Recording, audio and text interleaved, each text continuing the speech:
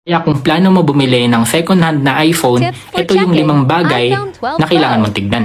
Simulan natin sa pinakamadali. Number 1, turn off nyo yung iPhone, tapos i-turn on ninyo. So make sure syempre na Apple logo yung lalabas dyan. Pag Android yan, or syempre may mga second hand kasi na premium copy and sobrang legit tignan. Pero pag in-open ninyo, makikita nyo doon na iba yung logo, baka mamaya buo pa yung Apple. So palitan na agad ninyo or balik nyo na agad. Pangalawa naman na kailangan nyo i-check dito is yung battery health. Preferably kung bibili kayo, maganda yung at least 85% or above yung battery health ng kukunin ninyo. Dito nyo din malalaman kung kailangan na ba ng replacement ng battery. Pangatlo naman na kailangan nyo i-check is kung original pa ba or napalitan yung screen ng iPhone na kukunin ninyo. So punta kayo dito sa display and brightness, tapos i-click nyo yung True Tone.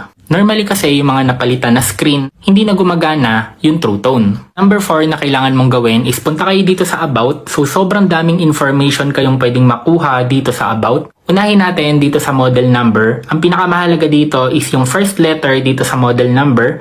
Pag letter M, ang ibig sabihin niyan is new. Letter F naman, ang ibig sabihin is refurbished. Letter P naman, ang ibig sabihin is personalized. And pag letter N, ang ibig sabihin replacement. Then, yung last 2 letters naman ng model number, yan yung origin country ng iPhone. So, sobrang dami kasi nun, kaya siguro gagawa na lang tayo ng separate video para doon. Dito nyo din sa About makikita yung carrier lock. So, sobrang halaga nun.